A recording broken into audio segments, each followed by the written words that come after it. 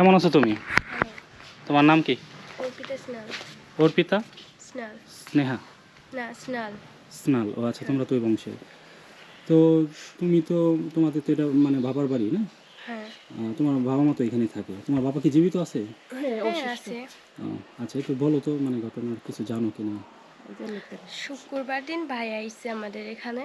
এই 10টা নাগাদ আইছে আর কি। বাসায় মা অসুস্থ ছিল, আইছে।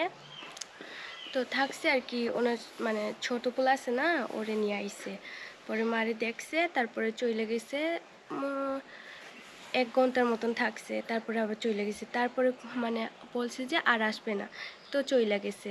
এরপরে আমরা রাতে ওনারা আইছে, আমরা কেউ জানি না। এর আগে আমরা দেখছি না, আমাদের ফোনে এমবিও আসছিল না, আমরা দেখতে পারি না। পরে আইছে, পরে আমার কাকু মানে আমার বাবার বড় ভাই আছে না, ওনার পোলা আর কি, ওইখানে সঞ্জয় চিসিম আর কি, ওখানে মদ খাইছিল। ওরে বিল্লাল আছে না, ও ডাক দিছে, কইতেছে যে বাবারে, কইতেছে সঞ্জয় রে ফোন দেও, ফোন দেও, ফোন দেও। সঞ্জয় কোথায়, সঞ্জয় কোথায়?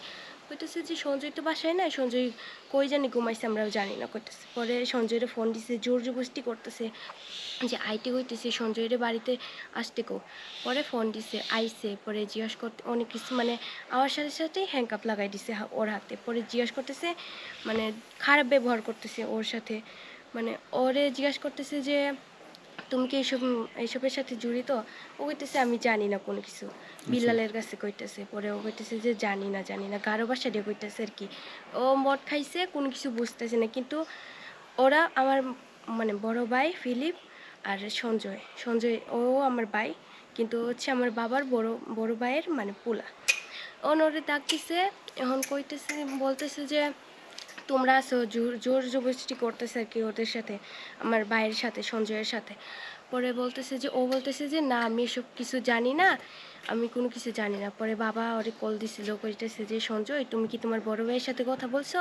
কইতেছে না আমি তো কথা বলছি না। পরে দেখছে, পরে দাইলে বৌদির নাম্বার আসছিল মানে আমার ভাবির।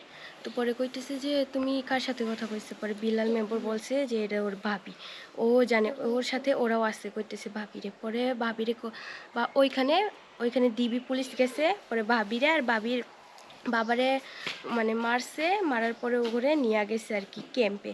ওখানে গিয়ে ওদেরকে নাকি মারছে, খারাপ ব্যবহার করছে, তারপরে ওগুলো নিয়ে গেছে। পরে মারছে আমার বৌদির আর ওনার বাবারে। এইটাই। আচ্ছা, তো এখানে তোমার তুমি বলতেছো তোমার ভাই এগুলো জানে না, তাই তো? তাহলে তোমার ভাই জানে না, তাহলে পলাতক কেন? পলাতক কেন? ওরা এমন আসামি যারা ওগরে না দইরা মানে নির্দোষ ওগরে ধরতেছে, ওরা প্রমাণ দিবার পাইছে। ওরা নিজেরাই তো নিশ্চিত না যে আসামিরা কি পালাইছে কিনা।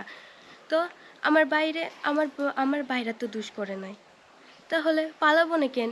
কারণ ওরা নির্দোষরে নিয়ে যাইতেছে। ওর কোনো দোষ আছে এখনো প্রমাণ পাইছে যে ওরা এইসব কাজ করছে? আচ্ছা, আচ্ছা। হ্যাঁ। তো এটা তো তোমাদের মানে ওই বাড়ি না? তোমার আব্বু আম্মু এখন কোথায় আছে? মা মা ওই মাসিকর বাড়িতে। ওখানে বেড়াতে গেছে? জানি না। আচ্ছা, আচ্ছা, তুমি পড়াশোনা করো? না, এখন বাদ দিছি, 2 বছর হয়ে গেছে, আমি পড়াশোনা করি না। পড়াশোনা কোন পর্যন্ত করছো? 8। 8 পর্যন্ত? হ্যাঁ। তো তোমার ভাই বোনের চেহারার মধ্যে মিল আছে, ফিলিপের সাথে তোমার চেহারা মিল আছে। তো আসলে তাহলে মানে তোমরা বলতে চাচ্ছ যে তোমার ভাই এইগুলোর ব্যাপারে তোমরা কিছু জানো না আর কি? না, তোমার ভাই জানি কি মানে জড়িত কি না এটাও তো তোমরা শিওর না, না, হ্যাঁ? এটা আমরা বিশ্বাসই করি না। বিশ্বাসই করো না, না? না। আচ্ছা, আচ্ছা। তো এখানে কি অনেকেই তো আসছিল, হ্যাঁ। বিজেপি থেকে কিছু বলছে কি তোমাদেরকে? বলছে যে মানে ওরা নিয়ে গেছে, বিজিবি কোনো কিছু বলে নাই, আসে নাই আর কি বাড়িতে। ডিবি পুলিশরা আইছে, বিল্লাল মেম্বার আইছে। আইসা কইতেছে যে ও কেমনে জানে, ও তো মেম্বার না। আগে এক সময় আসছিল মেম্বার, কিন্তু এখন তার মেম্বার না। আমগর বাড়িতে ও ঢুকছে, আমগরে তো জিজ্ঞেস করে না, ও তো মেম্বার না। মেম্বার আছে আমাদের এখানে, ওরে নিয়ে আসতো, তারপরে আমরা ঢুকতে দিতাম, কিন্তু নিয়ে আসে নাই। ও আম করে বলতেছে যে মানে হেও ঢুকতেছে, ওর বাড়ি চেক করতেছে, কারণ আমরা না করি নাই। তারপরে পরে আমার সঞ্জয়টা ডাক দিছে ওরা, বিল্লাল। আচ্ছা, আচ্ছা। পরে ও আইসা বলতেছে যে বিল্লাল আইসা কইতেছে আমার মারে তোমার বড় ফুলার ফাঁসি হইব, ফাঁসি হইব। ও কেমনে এটা কইতে পারে? হ্যাঁ, ও নিজেরাই নিশ্চিত না যে এ আমার বাইকে এসব করছে কিনা।